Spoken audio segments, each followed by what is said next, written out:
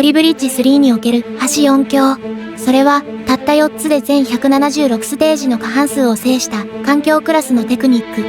先月、運よくそれらを撮影できたので紹介させてください。プレゼンターの鈴木つづみです。賑やかしの佐藤ささらです。今回攻略するウィークリーチャレンジは、チームゲームズさんのファイナルストレッチ。橋4強それぞれの魅力を引き出す素敵な設計のステージでした。チェックポイントが建築禁止エリアの中にあるね。橋をストレッチしてスポーツカーをそこまで届かせればいいのかな。その通りよ。今回初めに作った橋は橋4強で最も頑丈な橋。ドイツ人技術士ハインリッヒ・ゲルバー氏が考案したゲルバー橋です。真ん中のビヨビヨするのがゲルバー橋？いいえ、橋全体がゲルバー橋よ。ゲルバー橋は橋桁同士のヒンジ結合を特徴とする構造で、この構築の場合ヒンジが6つあるとみなすことができるわ。回転するところがたくさんあるってことだね。トリブリッジではヒンジを超えて余計な負荷を伝えないという耐久性と無駄な部材がないという経済性を両立できるとっても優秀な構造よ。ここで現実のゲルバー橋を見てみましょうか。カナダのケベック橋の主幹長549メートルは完成時世界最長で、100年以上経った今もトラス橋としては世界最長ね。国内最大の主幹長を持つトラス橋は大阪の港大橋で同じくゲルバートラス橋よ。ただし多くのゲルバー橋はこんな見た目をしているの。この橋は割と普通の橋に見えるけど、レヤ川橋って書いてあるね。名前の両隣にある切れ込みに注目してほしいわ。この部分がヒンジ結合になっていて、基礎地盤が不規則に沈下しても橋が壊れないようにしてあるのよ。梅田のあたりは最近も沈んだり飛び出したり大変そうだったもんね。今回作ったこの橋にも現実の橋の技術がたくさん使われているわ。例えばこの部分、バランスとカンチレバーは今や長大橋の定番工法じゃないかしら。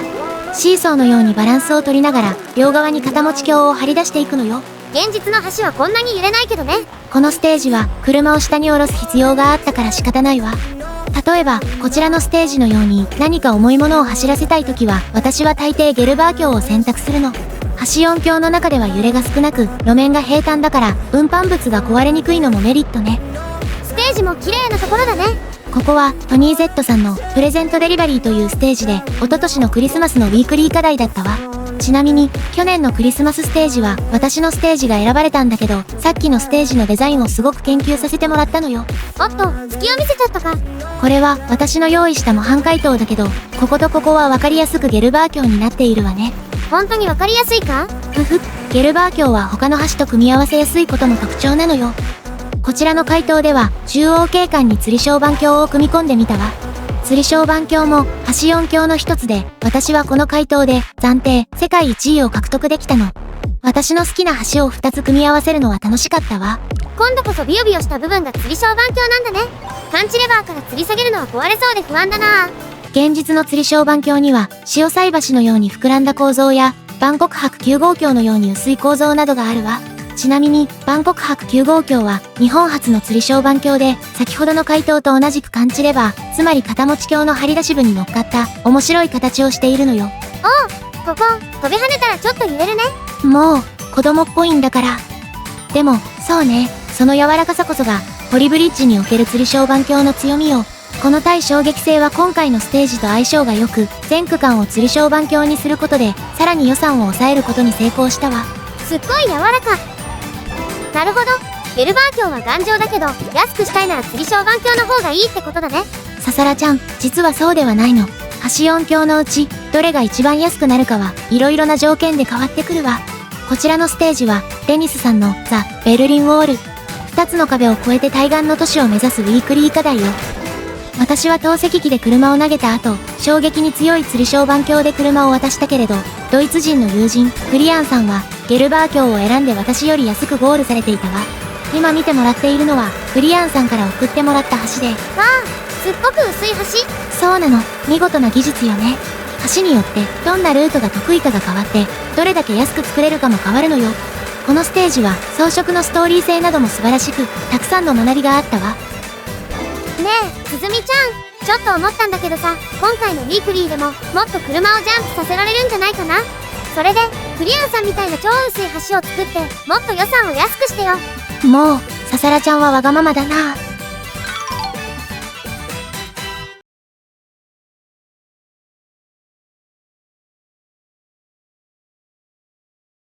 完成したわ。左はゲルバー橋を改造したジャンプ台。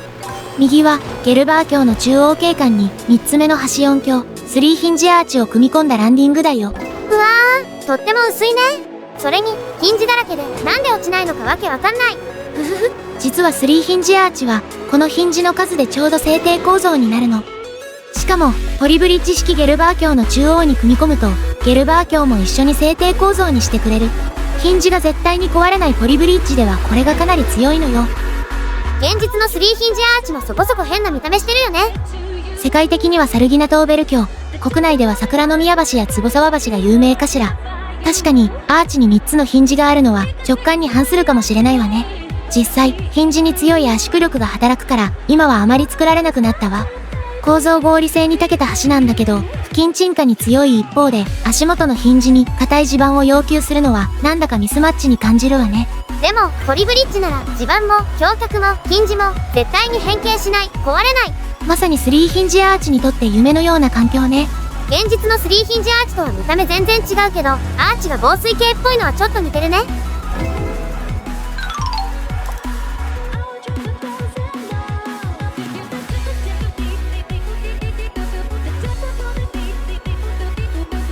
すずみちゃん、ゲルバー橋、釣り小板橋、3ヒンジアーチときて、橋4橋はこれで3つだよね。あと1つはどんな橋なの？縄はしごよ。縄はしごは、ポリブリッジコミュニティではダングルと呼ばれていて、現実でも災害時や山岳などの僻地に応急的に架けられる立派な橋よ。これを車で渡る勇気はないな。それでも、あらゆるモードにおいて、トップ回答のトップシェアを誇る橋4橋の王者よ。何よりも無条件架橋における安さは圧倒的で、他の橋4橋の半額以下にまで予算を抑えられるわ。現在1位のブイントシティルさんは、ダングルを使って35,555ドル。私の3ヒンジアーチ65,000ドルのほとんど半額まで突き放されてるわ。それなら、こっちもダングル使わないと。残念だけど、勝ち目はないわね。私のダングル技術は明らかに競争劣位。ブイントシティルさんの回答を研究しても、4,000ドルも余計に費やしてしまったわ。そんな、最強のダングルで負けたら、どうやっても勝てないじゃん。ええ、ダングルが使えないステージを待つしかないかもしれないわね。ちょっと待って。ダングルが使えないステージもあるんだよね。もちろんよ。ダングルはシンプルな分、そこまで器用じゃないわ。じゃあ、一番器用な橋は何？ゲルバー橋かしら。今回も色々変身していたでしょ？橋4橋のうち、最も頑丈な橋は？それはゲルバー橋ね。最初にすごく重い車を走らせていたでしょ？もう一つ質問いいかな？すずみちゃんが好きな橋は、ゲルバー橋と釣り小板橋、合ってるよね？ささらちゃん、何が言いたいの？もう、すずみちゃんは勘が悪いな。すずみちゃん、ゲルバー橋の強みを整理して教えてくれるかな？わかったわ。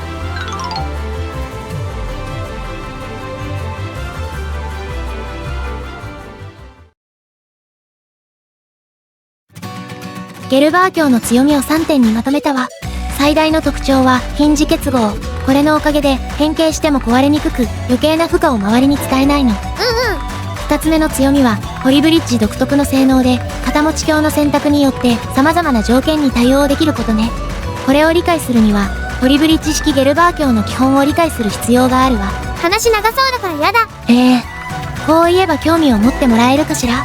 ゲルバー橋は3つの橋が合体した橋なのよ。嘘？じゃあ3倍強いの？その通りよ。その通りなの？ポリブリッジにおけるゲルバー橋は基本的に左片持ち景観、釣り景観、右片持ち景観の3つに分けられるわ。2つの片持ち橋と中央の桁橋で構成される橋だとも言えるわね。片持ち橋は英語でカンチレバーだから、ゲルバー橋は英語圏ではカンチレバーブリッジと呼ばれているわ。ややこしくない？片持ち橋単体もカンチレバーブリッジだから紛らわしいわね。特にポリブリッジでは片持ち橋だけでもかなりの種類があって、上位勢を目指すなら使い分けは必須だと思うわ。ちなみに私がよく使うものはこの3つね。これは一番よく使うニードル式。簡素に見えるけど驚くほど丈夫よ。可能なら最短距離より少し上を向けてあげると良くなることが多いわ。強度を高めたいならブラケット式ね。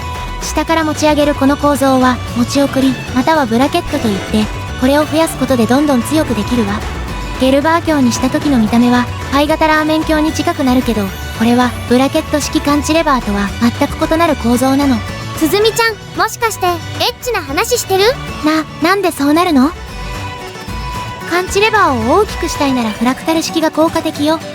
少ない資源で軽い骨格を設計できるの。小さい感知レバーを組み合わせて大きくする作り方で、超大胸を橋脚なしで作りたい時には重宝するわ。うわー、難しそう。もう覚えきれないよ。それなら、ゲルバー卿の3つ目の強みは、フィーリングで分かってもらおうかしら。ゲルバー卿の真に驚くべき性能について、分かりやすい映像を用意したから見てほしいわ。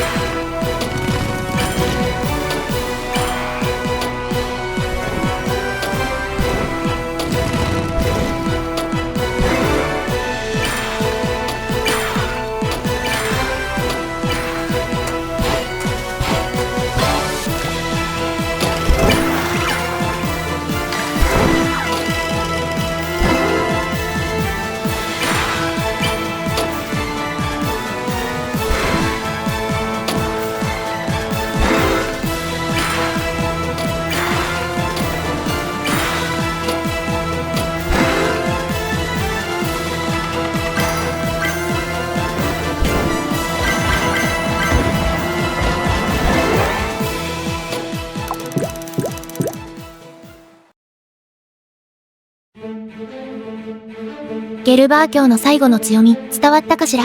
分離合体。すっごくロマンを感じたよ。つづみちゃん、これなら、きっと世界一位も狙えるよ。つづみちゃん、ラングルの一番の長所は何？それは圧倒的な安さ、よね。だから、他の橋では価格競争に勝てないわ。上だけ見てるとそうかもしれない。だけど、橋は上だけが全てじゃない。もしかして、この基礎を消せると言っているの？無敵素材を使わずに、このスポーツカーの衝撃に耐えられるわけないわ。ゲルバー卿は、橋4強で一番頑丈なんでしょ？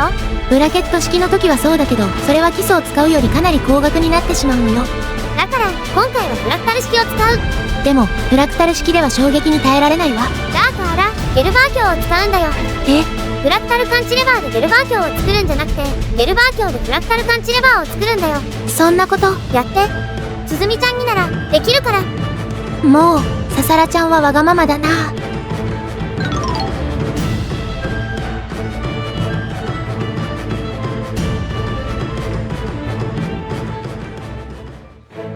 完成したわ。フラクタル感知レバーにゲルバー卿を組み込んで、ブラケットで支えた橋。中央景観をこれだけ削って、やっと500ドルだけ上回ったわ。わーい、ブス細。さあ、早速橋を渡ってみましょう。私たちをラングルの向こう側に連れてって。飛べー。耐えて。やったわ。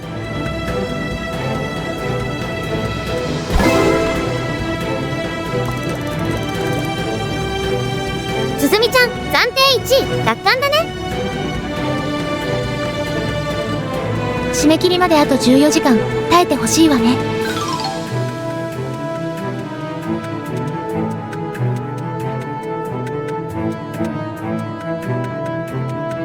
結果発表。今回のウィークリー課題、ファイナルストレッチ、高いあり予算ランキング、つづみちゃんは34,999ドルで、確定、世界1位でした。中小島でバウンドするのはウィントシティルさんのアイデアだから、少し申し訳ないわね。素晴らしい技術の公開、いつも本当にありがとうございます。それと、ゲルバー卿がうまくいって嬉しかったわ。ささらちゃんも、ありがとうね。次は完全にオリジナルアイデアで1位取ってね。もう、ささらちゃんはスパルタだな。それじゃあ、また次回の動画で。ご視聴、ありがとうございました。バイ